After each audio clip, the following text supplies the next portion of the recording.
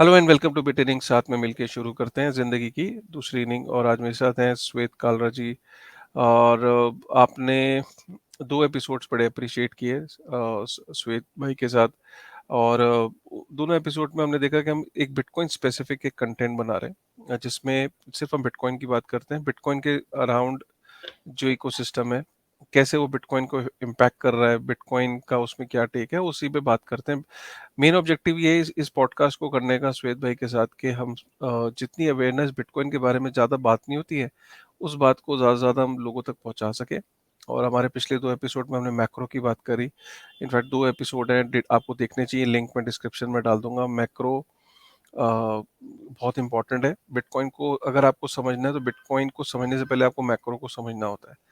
अभी जर्नी खत्म नहीं हुई है मैक्रो की। मैक्रो को हम और डिस्कस करेंगे, और बिटकॉइन के ऊपर फाइनली आने से पहले भी बहुत सारी चीज़ें, अभी गोल्ड है, अभी हम लोग बात करेंगे 1971 में क्या हुआ था। उसके बाद हम फियाट कैसे काम करता है, मॉनेटरी पॉलिसीज क्या होती है, फियाट इशू कैसे होता है, ये डेट कैसे इशू होता है, ये सारी चीज़ों पे बात करेंगे। लेकिन फिलहाल क्योंकि अभी करंट टॉपिक चल रहा था, और बहुत सारे लोग ये देख रहे हैं कि गैरी गेंसलर ने, जो कमिश्नर है एसईसी का, उसने काफ़ी सारे क्रिप्टोज को सिक्योरिटीज घोषित कर दिया। अब बहुत सारे लोग कह रहे हैं कि यार इसमें बिटकॉइन को नहीं किया, इथेरियम को नहीं किया, या अभी कुछ नाम नहीं है, या बिटकॉइन को तो कमोडिटी बोला गया है। तो आपको ना ये आज हम समझाने की कोशिश करेंगे कि बिटकॉइन क्यों कमोडिटी है, सिक्योरिटी नहीं है, और बाकी क्यों सिक्योरिटीज हैं, और कमोडिटी होती क्या है। ठीक है, थोड़ा सा डिस्क्रिप्शन एक आपको देने की कोशिश करेंगे। लेकिन ये हम सेकंड पार्ट में बात करेंगे। फर्स्ट पार्ट में हम आज आपको एक और टेक देते हैं, एआई और इसका इम्पैक्ट बिटकॉइन पे। राइट, एआई क्या है, एआई हमें नेगेटिव इम्पैक्ट करेगा, पॉजिटिव इम्पैक्ट करेगा, और इसका बिटकॉइन पे क्या इम्पैक्ट होगा। तो ये फर्स्ट पार्ट में करेंगे, सेकंड आपने पार्ट में वो आपने वाला पहली डिस्कस बारी करेंगे। में ही ना इतनी जिज्ञासा बांध दी है लोगों की, मुझे लगता है कि अब लोग ग्लूड रहने वाले हैं स्क्रीन पे। But just before you start with this episode, I would really recommend कि अगर आपने अभी तक हमारे पुराने 2 एपिसोड्स नहीं देखे हैं, which were really really well acknowledged by the community, because मैं ये मतलब रिक्वेस्ट करूंगा कि पहले वो 2 जरूर देख लें, ताकि कॉन्टेक्स्ट आपको पता चल जाए कि हम किस कॉन्टेक्स्ट में आगे चल रहे हैं। क्योंकि ये हम्म। कैंडिड डिस्कशन तो है, लेकिन ये स्ट्रक्चर्ड भी है। और स्ट्रक्चर इस तरीके का है, जो हम एक सारांश अगर दे देता हूं, अगर आप बाद में भी देखना चाहें वो वीडियो का, कि हम लोग मैक्रो डिस्कशंस कर रहे हैं कि अल्टीमेटली वर्ल्ड में हो क्या रहा है, फिएट करेंसीज के क्राइसिस कैसे डेवलप हो रहा है, जैसे जैसे हम बात कर रहे हैं, बॉन्ड क्राइसिस आ रहा है, कमर्शियल रियल एस्टेट के अंदर अगर आप यूएस में देखें बहुत ज्यादा तगड़ा डाउनफॉल है, उसका एक क्राइसिस दिख रहा है। स्टूडेंट लोन फॉरगिवनेस जो हुई थी, उसको दोबारा रीपेमेंट शुरू करने का बहस चल रहा है, और उस वजह से क्या दुविधाएं यूएस के अंदर आ सकती हैं। उसके अलावा क्रेडिट कार्ड जो डेट है, जो बहुत ही ज्यादा ऊपर पहुंच चुका है, $1 ट्रिलियन, मतलब 76 लाख करोड़ अगर इंडियन रुपीज में देखें, इतना क्रेडिट कार्ड के ऊपर यूएस की जनता चल रही है। और यूएस क्यों इंपॉर्टेंट है वर्ल्ड के लिए, वो आप सब भी जानते हैं कि वहां छींक लगती है, जुकाम हिंदुस्तान में लगता है, बुखार चाइना में होता है। तो वो कॉन्टेक्स्ट था हमारा। May be you can watch it later, but अब जो हम बात करने जा रहे हैं वो बहुत इंपॉर्टेंट है। इंपॉर्टेंट इसलिए है क्योंकि अगर हम ये देख रहे हैं कि वर्ल्ड की करेंसीज मेल्ट हो रही हैं, फिएट अपनी वैल्यू डीवैल्यू कर रही है। अगर आप 100 साल का इतिहास देखेंगे, तो जो 100 साल पहले यूएस डॉलर की वैल्यू थी, आज वो 97% डाउन हो चुकी है। अब उसका एग्जाम्पल दे देता हूं। मायामी बीच फ्रंट की प्रॉपर्टी 100 साल पहले अगर एक्स अमाउंट की थी, तो आज वो 97x हो चुकी है। और अगर आप इंडियन रुपी को देखेंगे, तो वो यूएस डॉलर के मुकाबले, अगर सपोज कर लीजिए 45 रुपए का था एक टाइम पे, तो आज वो 90 रुपए का है, सिर्फ 30 साल के अंदर अंदर।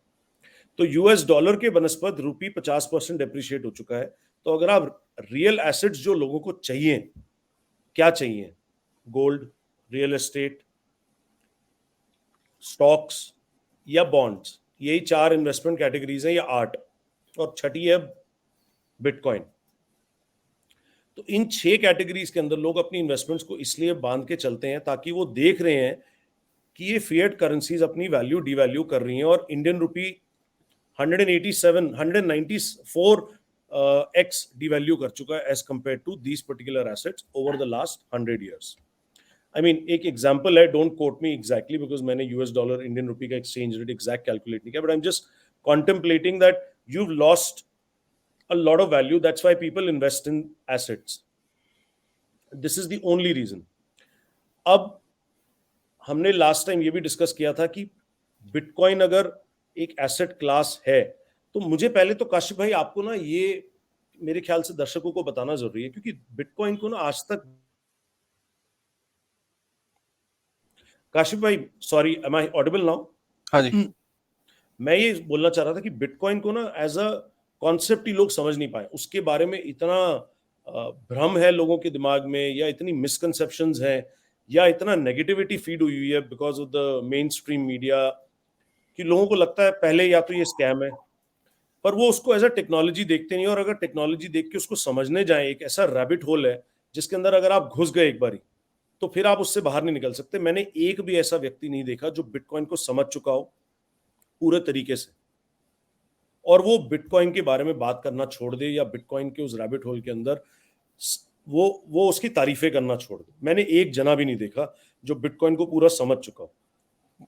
उसका रीजन ये है, bitcoin is just like the internet. Internet में टीसीपी/आईपी एक प्रोटोकॉल था, ओपन प्रोटोकॉल, जिसके दम पे इंटरनेट पे कम्युनिकेशन चल रही है। आज जो मैं आप वीडियो कर रहे हैं वो भी टीसीपी/आईपी की देन है, जो हम ईमेल भेजते हैं वो एसएमटीपी की देन है। ये बेसिकली ओपन प्रोटोकॉल्स है। तो बिटकॉइन जो है ना, एक बेस लेवल पे एक प्रोटोकॉल है जो कुछ नहीं है, सिर्फ एक कोड बेस है जिसने दो चीजों को परफेक्ट कर लिया। उनकी डिटेलिंग में नहीं जाएंगे, पर उनका नाम ये है, एक तो बिजेंटीन जनरल प्रॉब्लम और एक डबल स्पेंड प्रॉब्लम। कि अगर आज आपके पास 10 रुपए हैं काशिफ भाई, तो हम कैसे वैलिडेट करें कि वो 10 रुपए हैं आपके पास इंटरनेट के एक पैकेट के रूप में। पर अगर वो हमने वैलिडेट कर लिया कि वो 10 रुपए हैं और आप उस सुवीद को भेजते हैं, तो क्या गारंटी है कि आप सुवीद के बाद किसी और को नहीं भेज सकते वही 10 रुपए? ये डबल स्पेंड की प्रॉब्लम जो है ना, बिटकॉइन ने सॉल्व करी।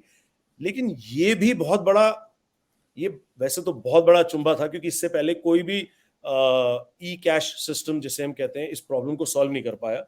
लेकिन इसके साथ साथ जो मेन एस्पेक्ट है ना बिटकॉइन का, वो है उसकी डिफिकल्टी एडजस्टमेंट और उसका प्रूफ ऑफ वर्क और गेम थ्योरी। इन तीनों के बारे में बात करना बड़ा जरूरी है। डिफिकल्टी एडजस्टमेंट ये है कि बिटकॉइन के अंदर माइनर्स होते हैं जो बेसिकली आपके बिटकॉइन को हर 10 मिनट में अलग अलग ट्रांजैक्शन, जैसे काशिफ ने मुझे भेजा, मैंने किसी और को भेजा, वो सारे ट्रांजैक्शंस को एक ब्लॉक के ऊपर डाल देते हैं, जिसको जो ब्लॉकचेन टेक्नोलॉजी उसके बेस पे चल रही है, उस ब्लॉक के अंदर डाल के उसको माइन कर देते हैं, जिससे उनको रिवॉर्ड मिलता है। दूसरा, उसके लिए उनको एनर्जी एक्सपेल करनी पड़ती है। मतलब एनर्जी सबसे इंपॉर्टेंट चीज, हमने पिछले एपिसोड में भी बात करी थी कि सबसे इंपॉर्टेंट चीज लाइफ की है कि आपका क्या हार्डवर्क है, आपकी क्या एनर्जी है। अगर आपकी एनर्जी स्ट्रांग, अगर आप एनर्जी डाल रहे हैं किसी चीज में, इलेक्ट्रिसिटी जो कि बिटकॉइन की कंप्यूटर की माइनिंग में लगती है और बहुत तगड़े तरीके से लगती है, वो एक ह्यूमन एनर्जी का ही एक हिस्सा है। आपके पैसे लग रहे हैं, पैसा भी एक एनर्जी है। तो वो पैसा लगना, वो एनर्जी लगना, वो हार्डवर्क लगना, वो कंपटीशन को सॉल्व करना, ये अपने आप में एक गेम थ्योरी है, जिसके अंदर अलग अलग मिलियंस ऑफ कंप्यूटर्स आज की डेट में थाउजेंड्स ऑफ नोड्स वैलिडेट करते हैं, और मिलियंस ऑफ एसिक माइनर्स जो स्पेशलिटी बिटकॉइन इक्विपमेंट है जिससे माइनिंग होती है, वो आपस में compete करके उस कॉम्पिटिशनल प्रॉब्लम को सॉल्व कर रहे हैं। और ये एक दूसरा पॉइंट है जो बिटकॉइन का बड़ा खास है। और तीसरा है गेम थ्योरी। गेम थ्योरी से मैं आता हूँ डिफिकल्टी एडजस्टमेंट पे, कि जैसे आपको दिखता है कि नेटवर्क के अंदर नोड्स, माइनर्स जो है डाउन हो गए, जो आज की डेट में अगर 350 इक्विटिलियन हैशेस पर सेकंड पे बिटकॉइन का नेटवर्क चल रहा है, अगर ये डाउन हो जाता है तो हर 14 दिन के बाद में डिफिकल्टी एडजस्ट हो जाती है। अगर कम हो जाते हैं माइनर्स, तो डिफिकल्टी कम हो जाती है। That means less compute is required to mine the same bitcoin. And on the contrary, अगर ये डिफिकल्टी अगर अगर बहुत कम बहुत ज्यादा माइनर्स हो जाते हैं, कंपटीशन बढ़ जाता है, तो डिफिकल्टी भी बढ़ जाती है। That means more compute will be required to mine the same block. ये इतनी ब्यूटीफुल गेम थ्योरेटिकल इक्वेशन है कि जिसके अंदर फ्री मार्केट और कंपटीशन की जरूरत है, और वही आपस में मिलके इसको सॉल्व कर रहे हैं। और आज तक एक मिनट छोड़ो, एक सेकंड का भी बिटकॉइन का डाउन टाइम नहीं हुआ। ये 14 साल से टेक्नोलॉजी चलती आ रही है। अपकीप इतना है इसका क्योंकि गेम थ्योरी पर, और इसके अंदर कोई सेंट्रलाइज एंटिटी नहीं है, कोई बैंक नहीं है, कोई सेंट्रल बैंक नहीं है। अगर इस टेक्नोलॉजी को आप, हम रिसोर्सेज भी लिंक कर सकते हैं काशिफ भाई डिस्क्रिप्शन में, अगर उसको समझना चाहोगे ना, तो आप समझ जाओगे कि ये टेक्नोलॉजी ऐसी है कि एक इसके अंदर ह्यूमन एनर्जी जा रही है, इलेक्ट्रिसिटी जा रही है। दूसरा, इसके अंदर डबल स्पेंड और बिजेंटीन जनरल प्रॉब्लम सॉल्व हो रही है। तीसरा, इसमें गेम थ्योरी है। डिफिकल्टी एडजस्टमेंट के थ्रू, कि आपको सब चीजें मैथमेटिक्स पे सौंप दी आपने, सब चीजें क्रिप्टोग्राफी पे छोड़ दी, जिससे वॉलेट क्रिएशन होते हैं, transactions, input output UTXO generate होते हैं ब्लॉकचेन पे, और ह्यूमन इंटरवेंशन खत्म कर दी। अब ये जब चीजें इतनी, और ये एक एक्सपेरिमेंट ऐसा है जो 14 साल से आज 15वां साल रनिंग होने, मतलब जनवरी 2024 में 15 साल कंप्लीट हो जाएंगे, and there has been nobody who's been able to hack the Bitcoin blockchain. तो अब अगर आप नॉन टेक्निकल हैं तो आपको अब समझ में आ रहा होगा कि इस टेक्नोलॉजी का महत्व क्या है। इस महत्व के बारे में काशिफ भाई आप भी शुरू करें, फिर मैं आगे अपना योगदान देता हूं, और फिर आगे आगे आगे चल के लोगों को समझाते हैं कि बिटकॉइन क्यों, क्रिप्टो क्यों नहीं, गोल्ड क्यों नहीं, and what is the definition of a commodity and why bitcoin is a commodity, other things are securities. Right, so आपने बिटकॉइन को बहुत अच्छे से समझाया। मैं ये कहता हूँ कि बिटकॉइन की एक्चुअली एक डेफिनेशन फिक्स हो नहीं सकती, और बिटकॉइन की ब्यूटी ये है कि बिटकॉइन को हर कवि जैसे अपनी तरीके से कविता की पंक्तियों को समझता है और उनकी व्याख्या करता है। बिटकॉइन भी एक फिलॉसफी है जिसको समझने वाला उसको अपने तरीके से उसकी व्याख्या करता है, जिसको जिस तरीके से इम्पैक्ट किया उसको उस तरीके से वो बताता है। जैसे कि अगर कोई शख्स, अगर कोई ऐसा व्यक्ति है जिसको बिटकॉइन ने नई जिंदगी शुरू करने के लिए की वजह बना, तो बिटकॉइन उसके लिए जिंदगी है। अब आप बोलोगे यार ये तो फिलोसफिकल बात कर रहा है क्यों, बट उसकी लाइफ में हो सकता है कि उसकी लाइफ शुरू ही इस वजह से वो रीस्टार्ट कर पाया। जैसे सपोज कई रिफ्यूजीज हैं, हमने ऐसी कहानियां सुनी कि अफगानिस्तान से लोग गए या कई ऐसी जगहों से गए और अमेरिका में जाके उन्होंने बिटकॉइन से नई जिंदगी शुरू करी। उसके लिए तो जिंदगी है। अब किसी के लिए टेक्नोलॉजी है, किसी के लिए इन्वेस्टमेंट है, किसी के लिए स्पेकुलेटिव एसेट क्लास है। बिटकॉइन जिस तरीके से आपकी ज़िंदगी को इम्पैक्ट करता है, आपकी आपकी जो आप कवि बन जाते हो, कविता के बाद कवि अपनी कविताओं की व्याख्या खुद करता है। और कोई भी कवि कुछ कवि ऐसे होते हैं कि आपको उनकी कविताओं की जो पंक्तियाँ हैं वो ज़िंदगी भर के लिए याद रहती हैं। मेरे लिए बिटकॉइन अगर मैं देखूँ तो एक पहली बार एक जब से दुनिया बनी तब से ये पॉसिबल ही नहीं था कि लेजर को डिसेंट्रलाइज़ कैसे किया जाए। मतलब पब्लिक डिस्ट्रीब्यूटेड लेजर्स का कोई कॉन्सेप्ट नहीं था। लोग ये नहीं समझते हैं कि जिस तरीके से बल्ब नहीं था एक समय पहले, फिर बल्ब आया तो आविष्कार लगता है लोगों को। अब हवाई जहाज से उड़ना पॉसिबल नहीं था, हवाई जहाज आया तो लोगों को लगता है आविष्कार था अभी हवाई जहाज। मोबाइल फोन्स तो आपके लिए आविष्कार का मतलब जैसे स्टील है, ब्रिजेस नहीं होते थे, जब स्टील आया तो स्टील की वजह से ब्रिजेस बने, जब ब्रिजेस बने ना तो जहाज बने, जहाज बने तो कल्चर एक दूसरे के यहाँ जाने लगे थे, ये दुनिया प्रोग्रेस करी। कुछ इनोवेशंस ऐसी थी कि जो छोटे लेवल की आप इनोवेशन कह लो कि जिसका इम्पैक्ट कम था ह्यूमैनिटी पे। कुछ इनोवेशन ऐसी थी जैसे जहाज हो गया, स्टील हो गया, बल्ब हो गया, ये ऐसी इनोवेशन थी जिससे जिसका इम्पैक्ट दुनिया पे बहुत हुआ। इसमें से मेडिसिन भी एक बहुत बड़ी इनोवेशन है। तो मेरा ये मानना है कि बिटकॉइन भी किसी बड़ी इनोवेशन से कम नहीं है। हिस्ट्री में अगर आप जब जाएँगे बहुत तो बड़ी। दो 2008 से पहले जब आप पब्लिकली डिस्ट्रीब्यूटेड लेजर्स का कोई कॉन्सेप्ट नहीं था। पब्लिक का लेजर पब्लिक मेंटेन करे, पब्लिक उसको चलाए और पब्लिक ही उसको रिव्यू करे, पब्लिक ही उसका ऑडिट करे। ये कॉन्सेप्ट लोग हँसते थे, सोचते थे कि यार ऐसा कभी होता है? लेकिन बिटकॉइन ने करके दिखाया। तो बिटकॉइन की ट्रू इनोवेशन ये है कि वो एक पब्लिकली डिस्ट्रीब्यूटेड लेजर है जिसको लोग खुद मिलके रन करते हैं, चलाते हैं, रिवॉर्ड देते हैं और खुद मिलके उसको ऑडिट करते हैं और दिन रात चलता है। 24 घंटे इसके अंदर लोग इसको रन कर रहे हैं। एक अगर दुनिया में कुछ एक नेशन सो रहा है, एक नोड सो रही है तो कहीं पे नोड जगी हुई है। ब्यूटी ये है कि कभी भी इसमें ऐसा नहीं होता कि रात को 8 बजे बंद हो जाता है बैंक की तरह या 7 बजे या 5 बजे बैंक बंद हो जाता है। ये दुनिया का एक ऐसा बैंक है जो हर वक़्त ऑपरेशनल है।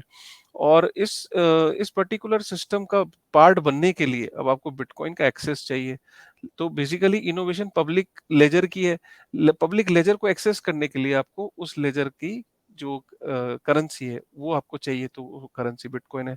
तो जैसे जैसे लोगों को पब्लिक लेजर की अहमियत समझ में आ रही है, लोगों को बिटकॉइन चाहिए। तो लोगों को ये लगता है बिटकॉइन है क्या? बिटकॉइन एक्चुअली एक ये समझ लीजिए कि आपको बैंक अकाउंट में अगर बैंक किसी एचडीएफसी बैंक में जाना है तो आपको क्या करना? आपकी पॉकेट में बैंक है काशिफ भाई। हाँ, आपके बिटकॉइन पॉकेट में बैंक है। आपकी, आपने बैंक को डिसइंटरमीडिएट कर दिया, हाँ, सेंट्रल बैंक को डिसइंटरमीडिएट कर दिया, आपकी पॉकेट में ही बैंक है, वो बिटकॉइन है बिल्कुल। तो जो कि बिट रूल्स पे बिट चल रहा है। हाँ, तो हम इसकी बिटकॉइन की आने वाले एपिसोड्स में और ये कह लीजिए कि स्ट्रक्चर्ड वे में डेफिनेशन और सब चीज़ें बताएँगे। लेकिन फ़िलहाल यहाँ फिलॉसफिकल आपको जैसे श्वेत भाई ने थोड़ा टेक्निकल बताया, मैंने आपको एक फिलॉसफिकल एंगल दिया।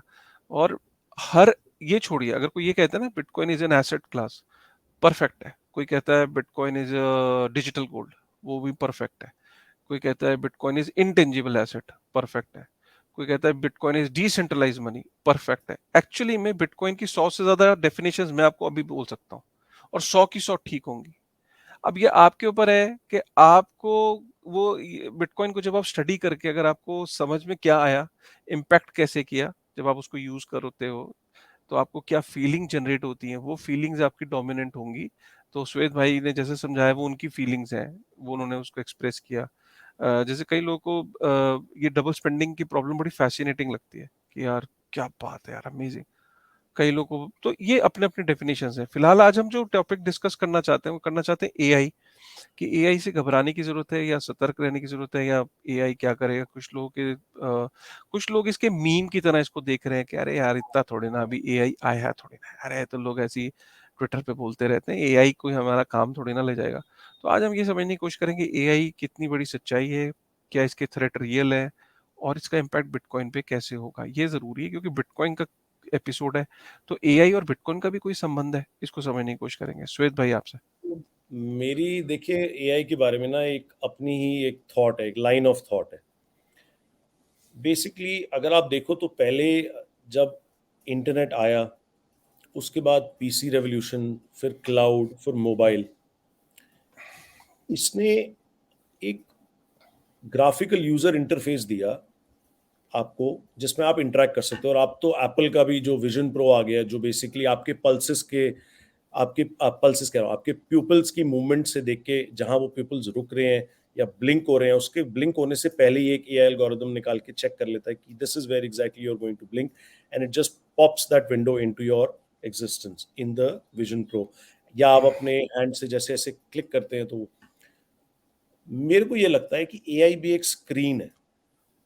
आप जो बातें करते हैं ना, अभी लोग की एजीआई आ जाएगा और त्राही त्राही हो जाएगी, आर्मेगेडन हो जाएगा, और computers because they are neural networks but backed by billions of calculations per second, which is impossible for a human being in a biological framework, because हमारी बॉडी के अंदर भी न्यूरॉन्स है, but that is a synthetic neural network, this is a biological neural network. So लोगों को ये लगता है कि जब मशीन्स इतनी जल्दी कैलकुलेशंस करके पूरे वर्ल्ड का डेटा ग्रास्प कर लेती हैं, and then they become aware और कॉन्शियस, और वो हम सबकी जॉब्स को खा जाएगा, मुझे लगता है ये समय अभी थोड़ा दूर है। और इसके ऊपर काफ़ी डिस्कशंस हो सकती हैं। I can give pros also, I can give cons also, कि ये क्यों नहीं होगा और ये क्यों हो सकता है, बट अगेन फ्यूचर कोई जानता नहीं है, तो वाई टू स्पेकुलेट। बट मुझे ऐसा लगता है कि एआई को भी जो पहली बारी जो नॉलेज मिल रही है, वो भी तो इंटरनेट से ही मिल रही है। चाहे गिटहब के पेजेस से कोड की नॉलेज मिल रही है, चाहे विकीपीडिया से नॉर्मल डेफिनेशंस मिल रही हैं, चाहे मिलियंस ऑफ वेब पेजेस से जो भी वो स्क्रैप करके इंटरनेट से उठा सकता है, और उसके बाद उस डेटा को ट्रेन किया जाता है, and based on some weights and averages and parameters as they call them. Again the biases are of those AI companies, जो उसके अंदर वो सेफ्टी नेट्स डाल के कि वो बड़ा ही पॉलिसी फ्रेमवर्क के अंदर एआई जवाब दे। आज भी आप बात करते हो चैट जीपीटी से, तो बड़ा फटर फटर जवाब देता है, लेकिन देता बड़े सोफिस्टिकेटेड, बड़े ही स्टाइलिश इंग्लिश के अंदर, और बट कॉन्टेक्स्ट से बाहर बहुत ज्यादा नहीं जाता। मतलब आज अगर आप में बात कुछ कर रहे हैं, आपके दिमाग में कुछ चल रहा है, और मैं एकदम से बात करूं, अरे काशिफ भाई ये जो पीछे आपके ये बना हुआ है, ये आपके बेटे ने बनाया है क्या, मतलब उस कॉन्टेक्स्ट से बाहर नहीं जाता वो। सो कहने का मतलब ये है कि humans are meant for creativity. तो ये बेसिकली क्या है, एक स्क्रीन है। अब वो स्क्रीन जो है ना, वो वही तो जवाब देगी ना जो वो पढ़ेगी, और उसी कॉन्टेक्स्ट में, बिकॉज उसके ऊपर वो बायस्ड है as per the policy frameworks of that companies which are giving these AI agents those trainings। तो मुझे लगता है कि एआई बेसिकली अभी फिलहाल जो है ना, एक सिर्फ लैंग्वेज यूजर इंटरफेस है, लाइक अ ग्राफिकल यूजर इंटरफेस। एक अंधा भी एआई से बात करके दुनिया की सारा ज्ञान ले सकता है। सोचो आप कितना उसके लिए अचंभाजनक बात है। और एक बंदा जो ऑलरेडी एआई के साथ इंटरेक्ट कर रहा है, he can be much more productive in that opinion. But AI से अभी फिलहाल eight this moment, and it's an exponentially growing thing, मैं ये नहीं कहूंगा कि आने वाले 6 महीने में क्या होगा, but exactly at this moment we have nothing to fear with, specially in terms of Bitcoin. I don't think there is personally to fear because Bitcoin is running on SHA-256. अभी quantum computers का इजाद नहीं हुआ है who can crack SHA-256. It's a one-way recursive algorithm which gives you a particular hash which can always be deterministic and put back to the input with which the output is generated. But वो अगर आप एक normal computer के through reverse जाओगे SHA-256 को break करने के लिए, तो it will take you millions of years, and there are 10 to the power 256 or 10 to the power 7, 1.15 into 10 to the power 77 different combinations possible in cryptography, जिसको reverse जाके आप it's actually more than the number of atoms in the observable universe. तो ऐसा अभी कोई फिलहाल खतरा नहीं है इन माय ओपिनियन। बाकी आप बताइए काशिफ भाई, आपकी क्या सोचा? मेरे को ये लगता है कि ये अभी के लिए हवा है। क्वांटम कंप्यूटिंग भी जब आएगी उससे पहले कर्शल करके बहुत सारी और चीजें पोस्ट क्वांटम क्रिप्टोग्राफीज भी आ रही हैं, तो वो भी बच जाएगा। लेकिन इन द मीन वाइल मुझे ये भी लगता है कि ये फिलहाल के लिए बहुत बड़ा हवा इसलिए भी है बिकॉज इससे आपकी प्रोडक्टिविटी एनहांस हो रही है। आप एक जना बहुत सारे लोगों का काम भी कर सकता है, लेकिन humans are always creative, they will come out with some other way in order to come with more work, more productive work, जिसमें एक आदमी का काम तो बहुत बढ़ गया बट उसका काम रिप्लेस नहीं हुआ इफ ही इज क्रिएटिव। तो एआई से ऐसा कोई खतरा भी नहीं दिख रहा। And plus AI is nothing but a language user interface, it's basically a screen which is being presented. बस एआई से एक खतरा है जो मुझे लगता है, जिसके बाद I will yield back to you. जैसे अगर आप विश्व में देखोगे ना, तो हर जगह या तो डिक्टेटरशिप्स आ रहे हैं या मोर कंट्रोल या टोटलिटेरियनिज्म या कम्युनिज्म की तरफ ना पूरा विश्व बढ़ता जा रहा है। और उसमें क्या होता है, governments become they exert more control.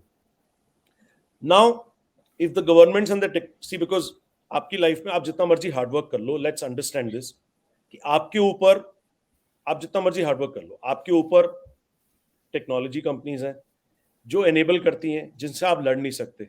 ये आपके माई बाप हैं, चाहे आज वो गूगल है, अमेजोन है, फेसबुक है, कल को वो ओपन एआई हो जाएगा।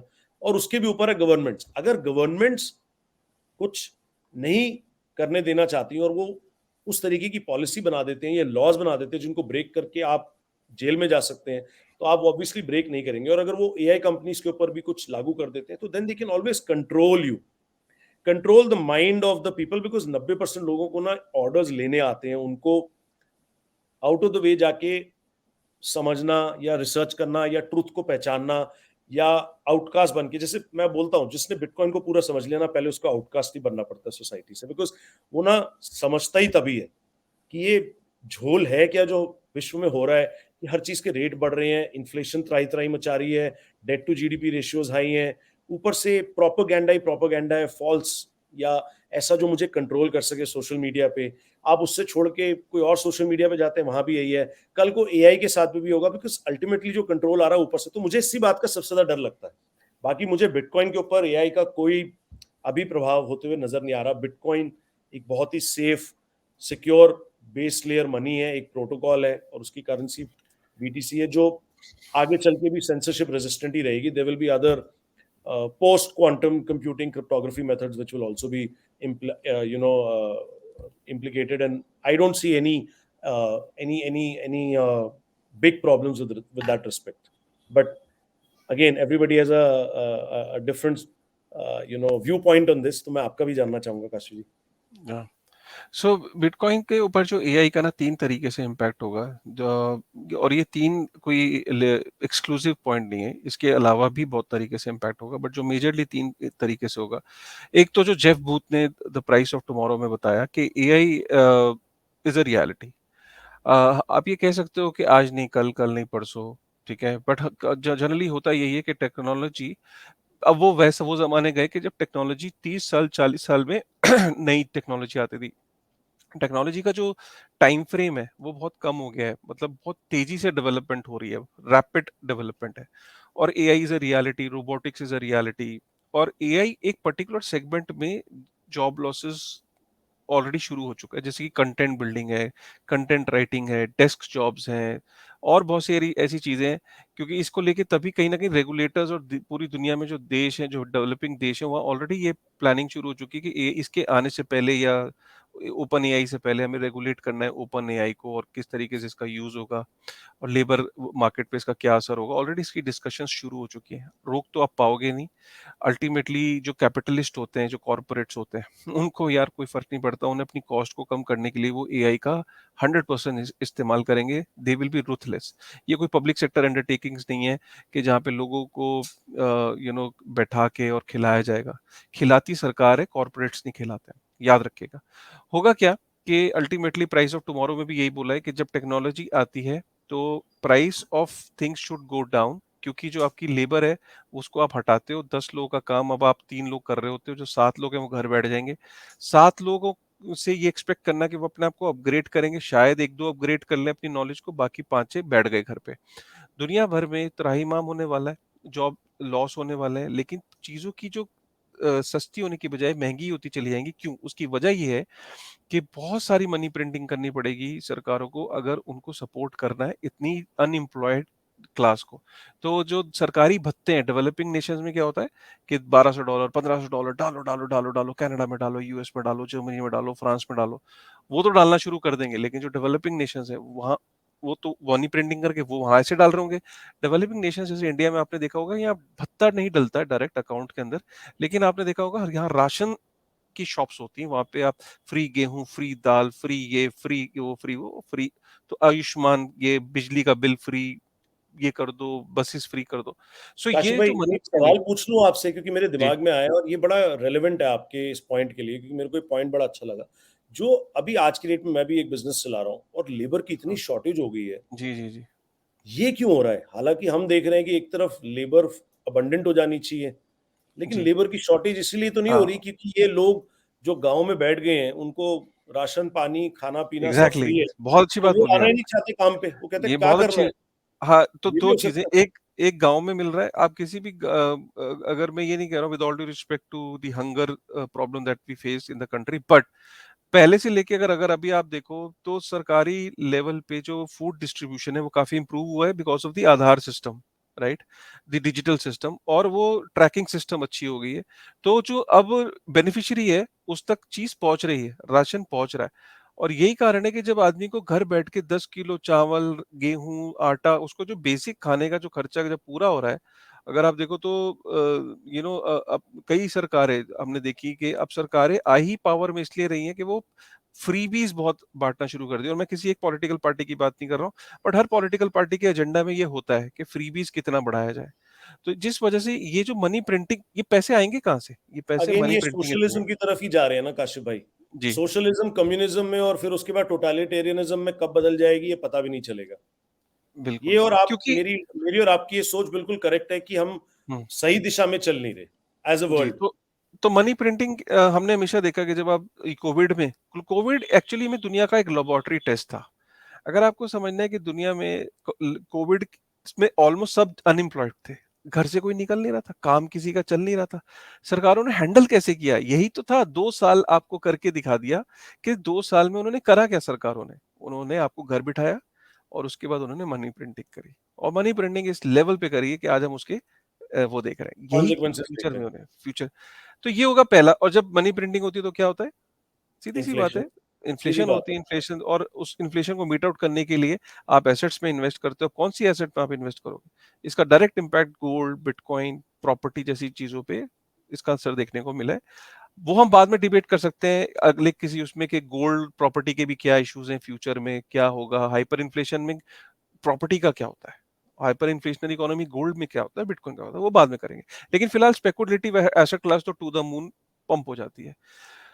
अब ये हो गया पहला एआई का इम्पैक्ट, जो मैंने पहला सेगमेंट था। दूसरा सेगमेंट है जो एआई का सबसे जो मेजर इम्पैक्ट आएगा वो माइनिंग पे आएगा। तो माइनिंग में किस तरीके से आएगा मैं बताता हूँ। जैसे माइनर है, आज माइनर है, सपोज उसको एआई एक इंफॉर्मेशन ज्यादा देगा माइनर को, माइनिंग और एफिशिएंट हो जाएगी, उसकी कॉस्ट कम हो जाएगी। जैसे कि सपोज एक माइनर है और माइनर आपने आज देखा होगा कि आज तो ये लग्जरी है माइनर के पास कि वो इधर से उठ के उधर जा रहा है, इधर मूव कर रहा है, इधर मूव कर रहा है। एक टाइम ऐसा आएगा कि ना माइनिंग के अंदर भी जो ग्रीन तरीके से, जो रिन्यूएबल तरीके से जो माइनिंग है, जो वो माइनिंग जो है वो ऑलमोस्ट स्टैंडर्डाइज कर देंगी सरकारों में। कंपटीशन होगा कि हमारे यहाँ पे माइनिंग को और रेगुलेट कर दो और बढ़िया माइनिंग अलाउ कर दो, जैसे रशिया कर रहा है, अमेरिका कर रहा है। तो कल को एआई ये सर्विस देगा, ये इंफॉर्मेशन देगा कि सपोज करिए कि मुझे ये पता लग जाए कि एआई साल में कौन से समय पे मेरी जो पावर ग्रिड है उसकी जो बिजली है उसकी खपत सबसे कम इस पर्टिकुलर जगह पे कब कब होती है, सबसे ज्यादा बिजली अवेलेबल कौन से पीरियड में, कितने बजे, किस टाइम पे एफिशिएंट है मेरे लिए मशीन्स को ज्यादा लगाना, क्योंकि एनर्जी सबसे सस्ती कौन से जोन, कौन से पीरियड, और मैं लोकेट कर पाऊं एक ही जगह पे कि पर्टिकुलर एरिया में किस टाइम पे सबसे सस्ती बिजली होती है और उस पर्टिकुलर एरिया में कितने सस्ती मेरे को एनर्जी मिलती है। ये एआई आपको ना इंफॉर्मेशन कलेक्ट करने आज में मैं आपकी बात को थोड़ा सा सिंप्लीफाई करूं, जैसे आप करते हैं हमेशा। हाँ मेरा जैसे रेस्टोरेंट है, रेस्टोरेंट के अंदर हमने ऑलरेडी जनरेटर बैकअप भी है और ट्रांसफार्मर्स भी हैं। ये हाँ हमारा सर्वो मशीन होती है जो कि पावर फैक्ट, जो कि बेसिकली थ्री नो फेजेस में मतलब पावर फैक्टर को डिस्ट्रीब्यूट कर देती है। और उसके अलावा हमने उसके बावजूद भी एक पावर फैक्टर ऑप्टिमाइजर करके एक डिवाइस है, वो लगा रखा है, जो कि हम्म पावर फैक्टर को 0.9999 पे ले जाता है, जो कि अदरवाइज 0.949392 या 95 मैक्सिमम तक जाता है। तो हमारी बिजली का बिल कम हो जाता है। लेकिन एआई क्या करेगा? एआई ये करेगा कि ठीक है, इस पावर फैक्टर को और इस ट्रांसफार्मर को और इस सर्वर को कंबाइन मोड में चलाने की जगह वो बोलेगा कि आज आप इस ग्रिड से या इस ट्रांसफार्मर से इस टाइम पे इतनी बिजली उठाओ, उसके बाद हम्म इमीडिएटली शिफ्ट होके इस ग्रिड के इस ट्रांसफार्मर से इतनी बिजली हाँ उठाओ, बिकॉज इस हाँ टाइम पे यहाँ पे इतना लीन है और आपको बिजली लीन है सस्ती मिलेगी, और इस हाँ। यहाँ पीक है, तो यहाँ अगेन आई मीन मुझे ऐसा माइनिंग लगता है को कि एफिशिएंट कर देगा। माइनिंग को एफिशिएंट हो जाएगा।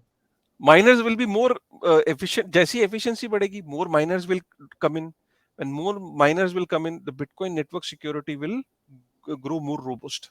ठीक है, तो ये आपका हो बिटकॉइन जाएगा। एक ऐसा सुअर का रैट है जिसको आप जितना मर्जी बंद कर लो, धक्का दे लो, कैंसिल कर लो, हाँ थप्पड़ मार लो, फ्यूमिगेट कर लो, तबाही मचाने की कोशिश कर लो, वो रिप्रोड्यूस होके ग्रो करके स्ट्रांग हो जाता है। This is not my words, these are the words of Andreas Antonopoulos, जिसको अगर आप बिटकॉइन हम्म कम्युनिटी में हैं तो everybody knows, you know.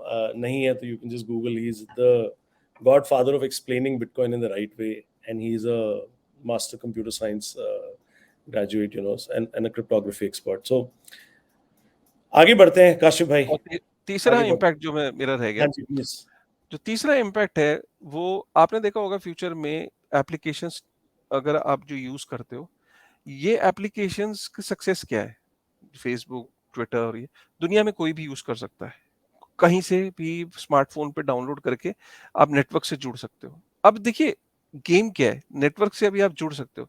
अब ये जो नेटवर्क है, यही नेटवर्क्स कल को मॉनिटरी नेटवर्क्स बनना चाहेंगे कि कंटेंट बनाने वाले को मेरे को रिवॉर्ड देना है, कंटेंट जो पोस्ट कर रहा है उसको मेरे को रिवॉर्ड देना है, मेरे को यही ट्विटर पे कोई एक दूसरे को पैसे भेज सकता है, या इंस्टाग्राम पे मैं पैसे भेज सकता हूँ, या मैं एक डिसेंट्रलाइज कोई ऊबर कल को और कोई लॉन्च कर दे कि भाई आप दुनिया में कहीं पे भी हो आप लाइटनिंग से भी पे कर सकते हो, तो एग्जिस्टिंग ऊबर को थ्रेट हो गया, वो भी लाइटनिंग नेटवर्क कर देगा, राइट। कल को आप लाइटनिंग नेटवर्क हर जगह एम्बेडेड देखोगे, हर वेबसाइट के अंदर। इमेजिन करो कि कल को ब्रेव जो है वो लाइटनिंग वॉलेट डाल के दे दे, कल को क्रोम एक इनिशिएटिव ले ले कि यार मैं मेरा एम्बेडेड है मेरे ब्राउजर के अंदर लाइटनिंग नेटवर्क। आप दुनिया के अंदर वेबसाइट्स देखोगे कि वेबसाइट्स के अंदर अगर कैनवा है, जैसे कैनवा को बहुत सारे कंटेंट क्रिएटर्स यूज करते हैं थंबनेल के लिए, इसके लिए कल को कैनवा जो है वो पेमेंट जो है वो लाइटनिंग नेटवर्क में लेना शुरू कर दे। आप देखोगे कि बीटीसी के प्रति सरकारों का, खासकर यूएस के अंदर, वो कहीं ना कहीं they are okay with that, they are saying अब हम अगले भाग पे आने वाले हैं कमोडिटी।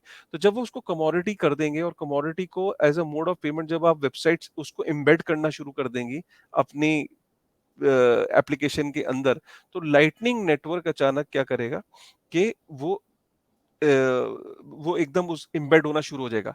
अब एआई का क्या इम्पैक्ट है? लाइटनिंग नेटवर्क का एक बार ये समझा दूं लोगों को कि जिनको पता नहीं है, लाइटनिंग नेटवर्क हाँ बेसिकली एक लेयर 2 प्रोटोकॉल है जो बिटकॉइन की बेस चेन पे चलता है, which is basically through some payment channels and state channels and private channels and public channels.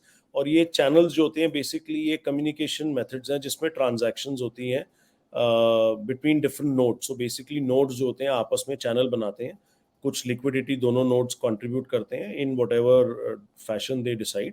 तो वो एक inbound liquidity हो जाती है, फिर उसके बाद उस channel के through आप कहीं पे भी कोई भी पेमेंट जैप कर सकते हो, जैसे सतोशीज को जैप करना बोलते हैं, लाइटनिंग नॉस्टर में कहते हैं वैसे, but you can just send it and it's so instantaneous कि आप विश्व के किसी भी कोने में अगर आप क्रेडिट कार्ड स्वाइप करते हो, स्ट्राइप के थ्रू जाता है बैकएंड पे और फिर स्ट्राइप पेमेंट करता है बैंक में आपके, फिर वो बैंक आपको पेमेंट आपके अकाउंट में क्रेडिट करता है। तो बहुत लंबा प्रोसेस है, या जिसके अंदर सबसे पहले तो मास्टर कार्ड और वीजा भी, मतलब 5 स्टेप्स हैं उसके अंदर। और अगर आप किसी को भी इंटरनेशनल पेमेंट करते हो अपने क्रेडिट कार्ड के थ्रू, जबकि लाइटनिंग में there is no intermediary, there is just a payment channel. ठीक है, लाइटनिंग सर्विस प्रोवाइडर्स हैं कुछ, वो एक बड़ा टेक्निकल मैटर है, आगे चल के डिस्कस कर लेंगे, लेकिन एक संक्षिप्त में बताऊं तो it's sub second finality, it's decentralized and it's spontaneous instantaneous. मतलब आप यहां से पेमेंट करो उधर एक सेकंड से भी कम है, it's in like milliseconds. Please आगे बढ़िए काश भाई, लाइटनिंग नेटवर्क पे आप। हाँ जी, अब इसमें होना क्या है, होना ये है कि फ्यूचर जो है वो एआई बेस्ड एप्लीकेशंस का ही होने वाला है। हर कंपनी एआई को अपनी लाएगी या एआई स्पेसिफिक एप्लीकेशंस होंगी। अब इमेजिन करिए, क्या आप मान सकते हो कि ओपन एआई जो सैम ऑल्टमैन है, जो आप ये सोचो कि वो वर्ल्ड कॉइन लेके आ रहा है, तो क्या वो उसकी एप्लीकेशन में लाइटनिंग एम्बेडेड नहीं होगा फ्यूचर में? क्या सपोज करिए कल को ओपन एआई जो है वो लाइटनिंग एम्बेड कर दे और दुनिया की जो लाइटनिंग बेस जो एआई एप्लीकेशंस हैं उनके अंदर लाइटनिंग वॉलेट आ गया, तो आप देखोगे पूरी दुनिया के अंदर एप्लीकेशन सिर्फ एआई की जो टॉप एप्लीकेशंस हैं वो सिर्फ जब आप उनको सैट से पेमेंट करोगे तो ही अब वो एप्लीकेशन आप यूज कर पाओगे। आपको लाइटनिंग वॉलेट ऐसा होगा आपके मोबाइल पे जैसे आप फेसबुक कह लीजिए, पेटीएम्स कह लीजिए, मतलब इस तरह से लोग लाइटनिंग नेटवर्क वॉलेट्स आपको फ्यूचर में दिखेगा, क्योंकि मजबूरी हो जाएगी। एआई की एप्लीकेशंस दुनिया भर में आपको यूज ही तब करने देंगे जब आप लाइटनिंग के थ्रू उनकी पेमेंट करोगे। तो ये लाइटनिंग की 3। एक और खासियत भी है वैसे काशिफ भाई, लाइटनिंग में ना स्ट्रीमिंग के अंदर भी सब मिली सेकेंड्स के अंदर पेमेंट जा सकती है। सपोज कर लो आपकी मेरी ये वीडियो हम एक डिस्क्रिप्शन डाल देते हैं कि this is our lightning wallet address, अगर आपको ये कंटेंट देखना है तो वो फ्री नहीं है, और आप जितने मिनट देखेंगे, जितने सेकंड्स देखेंगे ये कंटेंट, उतने सेकंड्स आपके 10 satoshis, which is like 1/7, I mean satoshis like 1/8 of a bitcoin, but कहने का मतलब ये है कि हर सेकंड में 10-10 सतोशी आपके वॉलेट से अपने आप ट्रांसफर होते रहेंगे जितनी देर आपने वीडियो देखा है। ये पॉसिबिलिटी आज की डेट में एग्जिस्ट करती है on the bitcoin lightning network. तो ये आपकी बात बिल्कुल ठीक है। अब बात वही आ जाती है कि बिटकॉइन को सरकारें कैसे मान्यता देंगी, बिकॉज बिटकॉइन को तो लोग, सरकारें चाहती ही नहीं है, they are absolutely against it because it challenges their monopoly over money. तो इस बारे में चर्चा करें काशिफ भाई कि why will the government be force to adopt this technology in the future. I don't know, maybe 2 साल बाद, 5 साल बाद, हो सकता है 6 महीने बाद। क्यों क्यों वो करेंगी इसको? क्योंकि it's a much more efficient technology, middleman खत्म हो जाता है, वीजा मास्टर कार्ड की रेंट सीकिंग खत्म हो जाती है, आप बाहर विश्व से कहीं वेस्टर्न यूनियन के थ्रू पैसे भेजते हैं, 10% 12% डेवलपिंग कंट्री में जो चार्ज लग जाता है वो खत्म हो जाता है, बैंक्स खत्म हो जाते हैं, बैंक्स के साथ साथ सेंट्रल बैंक्स भी खत्म हो जाते हैं। अगर कोई प्रोडक्ट रहता भी है तो वो थोड़े बहुत, अगर कोई बैंक अपना कुछ क्रेडिट बेस्ड कोई प्रोडक्ट निकालता है, but again it will not be able to cheat the society because everything is transparent. Bank के रिजर्व्स जो हैं, अगर आज जेपी मॉर्गन के पास थोड़े पैसे कम हो जाए तो वो फेडरल रिजर्व को इशारा करेगा, सर जेरोम पावल सर जरा ये $2 ट्रिलियन बैंक रिजर्व में क्रिएट करके मेरे अकाउंट में डालना। ऐसा कुछ नहीं है, क्योंकि banks will be naked on the Bitcoin blockchain because it's so transparent. They will not be able to do any manipulation because of the fixed supply of Bitcoin. लेकिन सरकारों के लिए इतना बड़ा चैलेंज है इस टेक्नोलॉजी को समझना, और समझना भी इतना चैलेंज नहीं है जितना उसको इम्प्लीमेंट करना, because they will lose their monopoly over money and nobody wants to do that, पर they will be forced to, because technology ऐसी है और इतना काम आसान कर देती है और इतने लोगों को इतना ज्यादा एक दूसरे से और कम्युनिकेट कर देती है, एक बेस लेयर ऑफ मनी बन जाता है इंटरनेट पे, जैसे टीसीपी आईपी की हम बात कर रहे थे, या एसएमटीपी की जो ईमेल और कम्युनिकेशन को, तो this is the base layer of money. तो वो अल्टीमेटली टेक्नोलॉजी भी लीट अप, ये हमने देखा है, टेक्नोलॉजी ऑलवेज विंस। लेकिन ये बहुत बड़ी जद्दोजहद होने वाली है, बहुत बड़ा फाइट होने वाली है, because nobody will lose control like that. But जिस दिन जैसे भी वो करेंगे ग्रेजुअली, तो उसका क्या आपको प्रोसेस नजर आता है, या आपकी क्या राय है काशिफ भाई, ये मैं जानना चाहूंगा, and then maybe I will also pitch in जी। With my ideation. देखिए कि ये इतना आसान नहीं है, ना ये हाँ। जल्दी होने वाला है, और हम्म, ये आप ये समझ के चलिए कभी भी वो होने नहीं देंगे। शायद आप ये लेके चलिए कि शायद हमारी लाइफ टाइम में भी ना हो। ठीक है, अब आपको उसका ग्लिम्प्स मिलने लग गए हैं कि चलो एल सल्वाडोर ने करके दिखाया, लेकिन अभी भी वहाँ डुअल लीगल स्टैंडर्ड है, क्योंकि अभी भी लोगों में एक्सेप्टेंस नहीं है। वहाँ के जो एल सल्वाडोर का जो नायब बुकेले है, उसके अंदर आ गई कन्विक्शन, चलो जी, उसने कानून भी बना दिया, चलो जी, अब क्या लोगों सिंपल सी बात है, आपने पिछले एपिसोड में एक बात बोली थी, ठीक है, सरकार बोलती है यार बहुत अच्छी बात है जी, आप बड़ा अच्छा पॉडकास्ट करा आपने, समझ आ गई जी हमें बात। हम क्या करते हैं जी, इन्फ्लेशन तो वाकई दिक्कत है जी, दिक्कत है। एक काम करते हैं, हमें इन्फ्लेशन इसलिए करना पड़ता है, नीचे से आप लोग टैक्स नहीं देते हो, हम ना टैक्स स्लैब बढ़ा रहे हैं, ठीक है, और हम लोग ये भी कर रहे हैं कि हम लोग मनी प्रिंटिंग बंद कर देते हैं, लेकिन ना आपका जो प्रॉपर्टी का प्राइस है, जो 1.5 करोड़ का फ्लैट है ना, आपके पास जमीन है ना, 1.5 करोड़ की, ये जी 1 करोड़ हो जाएगी कुछ सालों के लिए। मैं बता रहा हूँ लोग क्या करेंगे, लोग उस सरकार को ही हटा देंगे। लोगों को बेसिक कॉन्सेप्ट नहीं पता ना, लोगों को बेसिक कॉन्सेप्ट ही नहीं पता, लोगों को दो फियर आप दे दो अभी, लोगों को ये बोल दो मैं तेरा टैक्स बढ़ा रहा हूँ, दूसरा बोल दो तेरे प्रॉपर्टी के दाम कम हो रहे हैं, क्या वो सरकार को रहने देंगे? आप बताओ ना श्वेत भाई। मेरी तो बड़ी सिंपल सी सोच है जी, कि pain is the biggest teacher. नहीं नहीं, अभी मैं आपको अभी प्रैक्टिकली, तो आप तो मैं समझदार, आप तो एक्यूमेन, मैं आपको उस डायरेक्शन में, मेरा मैं आपसे सवाल है कि आप ये बात अपने एम्प्लॉयज को बोल दो कि भाई तुम्हारी में टैक्स बढ़ने वाला है, तुम्हारी सैलरी नहीं, कम आई आएगी। एग्री, कोई सरकार ये बोल नहीं सकती, कोई सरकार नहीं, ये वो बोलने के बोल भी बाद देगी इलेक्ट ना, नहीं हो सकती, वो बोल भी, इलेक्ट नहीं अब हो जैसे सकती। आपको क्या लगता है, नायब बुकेले ने बहुत इजीली कर दिया? आज आप अगर एल सल्वाडोर में सर्वे कर लो, तो मैक्सिमम लोग ये बोलेंगे कि they are not happy, people are happy there, there is a segment which is happy, because वो सेगमेंट जिनको टूरिज्म की जब बढ़ा, तो उनको बेनिफिट हो रहा है कि यार बिटकॉइन ओनली कंट्री के लिए जो टूरिज्म बढ़ रहा है, तो टूरिज्म स्पेसिफिक इंडस्ट्री को बहुत फायदा हो रहा है, लेकिन देर आर बिल्कुल। अदर इंडस्ट्रीज में भी, राइट, जहाँ पे उनको इश्यूज हो रहे हैं, राइट। अब किसी तो मेरा what I am just trying to tell you, it's not easy path. First, the United State of America का जो डॉलर है, वो अभी भी डिमांड में है, वो it is here to stay. Hmm, हाँ, गोइंग फॉरवर्ड जो हम कह रहे हैं ना, ये अभी बहुत फेजेस के बाद ये एक चीज होनी, अभी तो US dollar is going to be the still the world reserve currency. अभी दुनिया में उसको चैलेंज करने के लिए China, Russia in all that, वो हम सब देख ही रहे हैं, डी डॉलराइजेशन देख रहे हैं, फिर डी डॉलराइजेशन के बाद गोल्ड स्टैंडर्ड की वापसी देखोगे आप, गोल्ड स्टैंडर्ड की वापसी के बाद फिर से गोल्ड स्टैंडर्ड के जो इश्यूज देखोगे, उसके बाद जाके कहीं पे फिर चर्चा शुरू होने लगेगी। और ये भी मैं आपको बताऊं कि अभी भी जो लोग हैं, अगर आप लोगों से भी बात करो, तो उनको भी बिटकॉइन अभी स्पेसिफिकली उनको समझ नहीं आया कि बिटकॉइन क्या चीज है। उनको भी ऑल्ट कॉइन्स और उन सब में ज्यादा वो लगता है। आप म्यूट पे हो,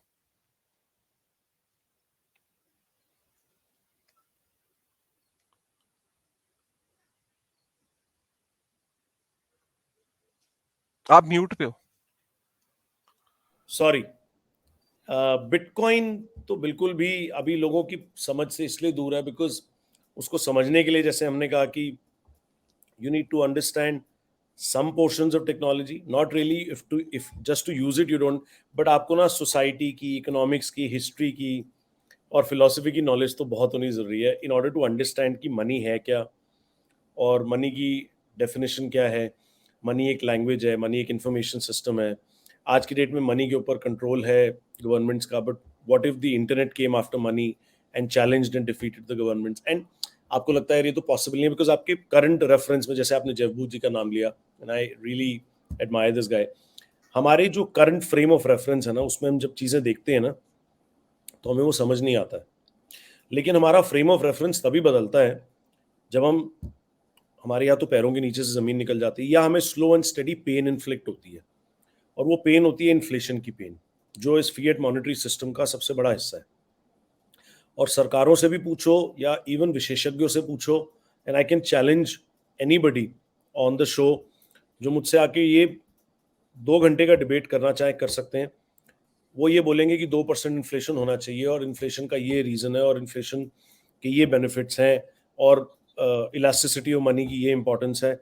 और मैं उनको 2 घंटे इस चीज़ का पूरा वापस जवाब दे सकता हूँ कि नहीं, इन्फ्लेशन की कोई ज़रूरत नहीं है हमारी सोसाइटी में, specifically in this internet enabled deflationary society, जिसमें हर चीज़ की कॉस्ट तो नीचे जा रही है, लेकिन हर चीज़ का प्राइस ऊपर जा रहा है because of the extra money printing and the extra units of currency that is being imploded into the system. क्योंकि ये क्रेडिट बेस्ड सिस्टम है, इसको जिंदा रखने के लिए ही सेंट्रल बैंक्स ड्रेड करते हैं कि डिफ्लेशन ना हो जाए, बिकॉज एवरीथिंग विल कोलैप्स।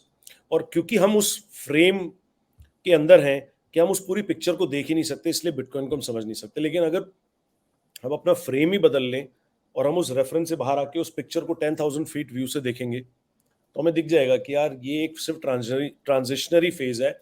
आने वाले पुश्तों की पुश्तें जब हमारी होंगी तो वो ये कहेंगे कि क्या आप बेवकूफ, I mean currencies were issued by governments. I mean, what was the need for it? They will be talking like that for us and those stupid humans, because we don't really need to worry about money.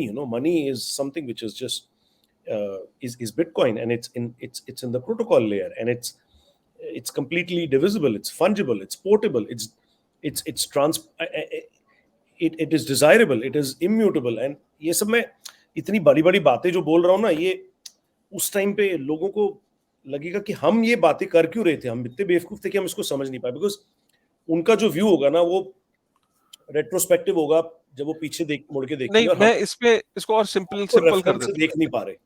मैं इसको simple कर देता हूँ। इसको ना actually जी, विजय विजय बोयापति ने simple करा है। वो विजय बोयापति का एक आर्टिकल है, आपको बिल्कुल। वो आर्टिकल पढ़ना चाहिए। उसने बोला है 4 फेज होते हैं, ठीक है। एक होता है, पहला फेज कलेक्टेबल होता है, दूसरा फेज होता है किसी भी मनी की जर्नी, चाहे वो सॉल्ट था, हाथी के दांत थे, वो मतलब कैटल थी, जितने भी आप forms of money, gold, silver, metals, bronze, ये सब एक 4 फेज से गुजरते हैं till they become main stream money. और वो पहला फेज होता है कलेक्टेबल, कि वो कलेक्टेबल की तरह यूज होता है। दूसरा होता है स्टोर ऑफ वैल्यू की तरह यूज होता है। तीसरा जो सिनेरियो आता है वो आता है मीडियम ऑफ एक्सचेंज, और चौथा आता है unit of account. Unit of तो अकाउंट, राइट। आप इन चारों फेजेस में 60 साल भी लग सकते हैं, 70 साल भी लग सकते हैं, 100 साल भी लग सकते हैं, 20 साल भी लग सकते हैं। 15 अभी साल के अंदर अंदर हो जाएगा ठीक काशी है, भाई। मेरा आपके साथ आज एक फ्रेंडली वो चलिए वो बात आपका टेक है, वो आपका टेक है। क्योंकि हम मैं इतनी मैं फास्ट टेक्नोलॉजी मैं के उस जमाने में रह मेरे रहे लिए हैं। वो मैटर भी नहीं करता। मैं हाँ, I mean honestly speaking, because हम और आप, कल बारिश होगी या बारिश नहीं होगी, मैं नहीं बता सकता। कल सागर के अंदर लहरें कब आएंगी, वो मैं नहीं बता सकता। हवा का रुख नॉर्थ से आएगी, मैं नहीं बता सकता। मैं ये नहीं बता सकता कि कल धूप की इंटेंसिटी क्या होगी, ठीक है। लोग आकलन लगाते हैं, बता कोई नहीं सकता। तो जो चीज नेचर से बनी, मैं उस नेचर से बनी हुई चीज को, जब मैं नेचर को प्रेडिक्ट नहीं कर सकता, तो मैं नेचर से बनी हुई चीज का आकलन कैसे कर सकता हूं। समझिए बात की गहराई है, ये बहुत डेप्थ में चला गया मैं, कि आप ये बता ही नहीं सकते कि नेचर किस डायरेक्शन में बैठेगी, किस डायरेक्शन में जाएगी। ये आपकी सर्टेनिटी है, ये सर्टेनिटी है कि सूरज आएगा, रोशनी आएगी, लहरें आएंगी, पानी आएगा। ये आपकी सर्टेनिटी है कुछ चीजों की। कब आएगी, कैसे आएगी, कितनी आएगी, क्यों? क्योंकि नेचर से बनी हुई चीज है। अगर आर्टिफिशियली डिजाइंड होती, अगर आर्टिफिशियली डिजाइंड होता बिटकॉइन, आर्टिफिशियली डिजाइन का मतलब किसी ने प्रूफ ऑफ स्टेक की तरह किसी ने नंबर दबा के उत्पन्न किए होते, हैं। ठीक है। यहाँ उसके पे बारे में गेम पहले सुनिए। समझाते हैं ना। अब इसी टॉपिक पे बात करते हैं। नहीं नहीं नहीं, तो अब आज इतना ही, क्योंकि मेरा 6 बजे कॉल है, और अच्छा, ये हो गए 50 मिनट हो चुके हैं मेरे ख्याल से, और मेरा 6 बजे एग्जैक्ट कॉल है, 5:59 है दूसरा। आई एम सॉरी, आज फिर से हम थोड़ा लंबा कर डन है। गए। डन है। और इसको फिर किसी दिन नेक्स्ट फिर टाइम के कभी लिए किसी देखते हैं, एपिसोड में और करते नेक्स्ट हैं। टाइम में इमीडिएट बात करके बताना पड़ेगा कि why bitcoin is a commodity, why the हाँ, एसईसी एंड द हाँ, can't come after it, and हाँ व्हाई जी, हाँ ऑल जी। The other cryptos are technically securities. People हुँ, may differ with us, but let's explain our point of view. बिल्कुल, Guys, बिल्कुल, stay बिल्कुल। tuned for that, I believe, है ना? मजा आएगा उसमें भी।